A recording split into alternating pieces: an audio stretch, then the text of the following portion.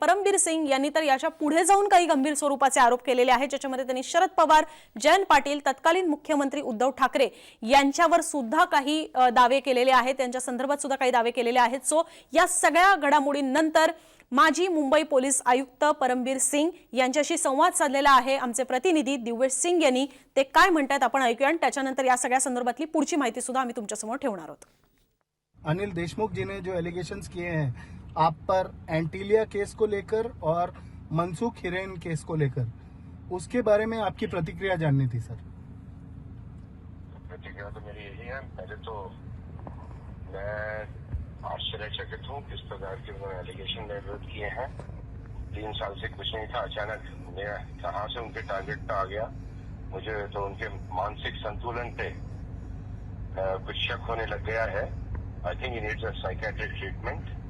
All bogus allegation he is suddenly making. He appears to be a very frustrated man, and I have no clue why is he making these allegations against me. In fact, he is the one who filed bogus cases against me, and he met the criminals along with DGP Sanjay Pandey. The registered cases. Sir ये कौन से criminals है जिनको देशमुख जी पांडे जी के साथ मिले थे, संजय पांडे जी के साथ? सोनू जलान और रियाज भाटी इनके बंगले पे मिले थे। रियाज भाटी ने हाई कोर्ट में एफिडेविट फाइल किया अपनी पिटीशन में, जहां उसने इनके ऑफिस, जो बंगले का जो ऑफिस था उसके अंदर का उसने फोटोग्राफ लगाया हुआ है। उसमें उसने पूरा डिटेल में उसने बयान किया है कौन कौन मिला था, कैसे था। संजय पांडे ने उनको गाइड करा किस प्रकार के एलिगेशन मेरे विरुद्ध करने हैं, और फिर संजय पांडे ने बुलाकर मुझे धमकी भी दी थी, जो मैंने कुछ रिकॉर्ड भी की थी, जहाँ की वो मेरे को बता रहा था किस प्रकार से केसेस विड्रॉ करूं, वरना मेरे को परेशानी का सामना करना पड़ेगा, केसेस दाखिल हो जाएंगे। और संजय पांडे सर उस वक्त मुंबई पुलिस कमिश्नर थे, उस समय वो डायरेक्टर जनरल ऑफ पुलिस थे जब उन्होंने मुझे धमकी दी थी। डीजीपी महाराष्ट्र थे। Yes sir. जी हाँ, और उससे पहले इनके जो सुपुत्र हैं श्री सलिल देशमुख, उससे पहले वो मुझे मिले थे एट्रिया मॉल में, स्टारबक्स में। उन्होंने मुझसे हाथ जोड़ के और फिर मेरे पाँव भी पड़ने को तैयार थे, और उन्होंने कहा देशमुख हमसे गलती हो गई, देशमुख साहब भी आपसे मिलकर माफी मांगेंगे और आपको महाराष्ट्र का डीजीपी बना देंगे, लेकिन आप अपने एलिगेशन वापस ले लीजिए। सर ये कौन से एलिगेशंस के बारे में सलिल देशमुख आपको कन्विंस कर रहे थे कि आप उन्हें माफ कर दें और एक आप ऐसा रिप्लाई फाइल करें? जो मैंने इनके करप्शन के बारे में जो एलिगेशन किए थे कि ऑफिसर्स को परेशान करते थे, उनसे पैसा एक्सटॉर्ट करते थे, 100 करोड़ का इनका टारगेट था जो पार्टी ने इनको दिया हुआ था, जयंत पाटिल साहब ने और कौन से नेता जो इनके इनको रिपोर्ट करना पड़ता था, तो वो पैसा इकट्ठा करने के लिए ये लोगों पे प्रेशर डाल रहे थे। अच्छा, देशमुख जी को जयंत पाटिल को रिपोर्ट करना पड़ता था पैसे कलेक्शन के बारे में? जी हाँ, पैसा कलेक्शन वहाँ पे रिपोर्ट होता था इनको। अच्छा सर, ये जानना चाहेंगे कि ये जयंत पाटिल साहब भी आपसे कभी मिले थे? मेरे एलिगेशन में तो सिर्फ 10% या 20% आया है इनकी हकीकत। असली हकीकत तो बहुत है, और अभी मुझे लगता है और भी कुछ ऑफिसर्स ने बोलना शुरू कर दिया है, जिनको उन्होंने कष्ट किया, जिनसे एक्सटॉर्शन किया, और एक्सटॉर्शन करने के बाद उनके काम भी नहीं किए, ऐसे भी ऑफिसर्स हैं सर। मैं भी जयंत पाटिल साहब को इनके बारे में मिला था कि जिस प्रकार से ये अन्याय कर रहे हैं, बट मेरे को ऐसा लगता है पवार साहब को भी मिला था, सीएम साहब को भी मिला था, ऐसा लगता है कि उनको पहले से ही मालूम था और उन्होंने अनसुनी कर दी थी मेरी बात की पूरी, जब मैंने उनको बताया था।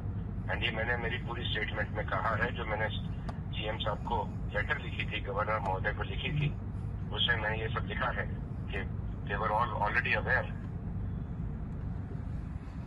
और उसके बाद सर शायद हाईकोर्ट ने इस पर प्रोब भी अनाउंस किया था, एफआईआर रजिस्टर करने के लिए भी कहा। बिल्कुल, पहले पीई ऑर्डर की थी, फिर पीई को कन्वर्ट किया गया था एफआईआर में, चार्जशीट हुए हैं, अरेस्ट हुए हैं सीबीआई और ईडी द्वारा, दोनों केसेस में चार्जशीटेड हैं, और आरोप ये लगा रहे हैं कि झूठे केसेस मैंने किए, झूठे केसेस इन्होंने किए, जिसका प्रूफ है। आप रियाज पार्टी का एफिडेविट पढ़िए, एंड मैं नार्को टेस्ट कराने को तैयार हूँ, मेरे ऊपर जो एलिगेशन लगा रहे हैं या जो मैं लगा रहा हूँ, लेकिन साथ में अनिल देशमुख, संजय पांडे और सलिल देशमुख भी मेरे साथ नार्को टेस्ट कर रहे हैं।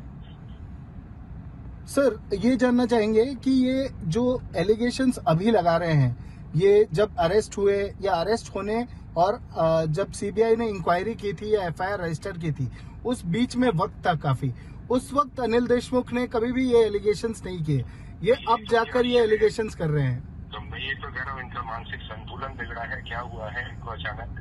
मैं तो कह रहा हूँ किसी साइकियाट्रिस्ट की जरूरत है इनको, require some treatment, something wrong with it. और एंटीलिया केस में भी आपका नाम ले रहे हैं, क्योंकि उस वक्त आप मुंबई पुलिस कमिश्नर थे, तो वो तो मैं कह रहा हूँ आज तक क्यों नहीं लिया 3 साल में, आज अचानक इनको क्या हुआ है, मुझे तो यही आश्चर्य हो रहा है। बिल्कुल बोगस एलिगेशन लगा रहे हैं, मनगढ़ंत लगा रहे हैं, कहानियां बना रहे हैं, हम कुछ या तो फ्रस्ट्रेटेड या इम्बैलेंस दिखाई दे रहे हैं मुझको।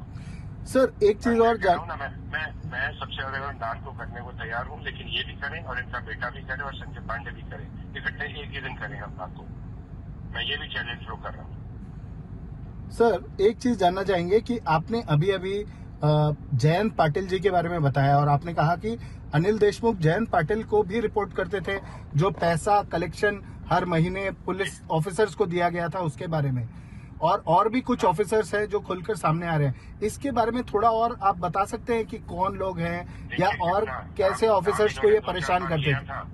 नाम 2-4 बार लिया था, बाकी ऑफिसर से भी लिया था, मुझसे भी लिया था, और मैंने जाके जयंत पाटिल साहब को, मेरी आप लेटर पढ़ेंगे उसमें मैंने लिखा है कि कुछ सीनियर मंत्रियों को भी मैंने बताया था, जो मैंने सीएम साहब को लेटर लिखी थी, पवार साहब को भी बताया था, सीएम साहब को भी बताया था, लेकिन ऐसा लगता था सबकी बातों से उन्हें पहले ही मालूम है। एंड इन्होंने 1-2 बार मेंशन किया था कि पार्टी के फंड वहाँ इकट्ठे जमा किए जाते हैं, तो जयंत पाटिल साहब का अवश्य मुझसे नाम लिया गया था।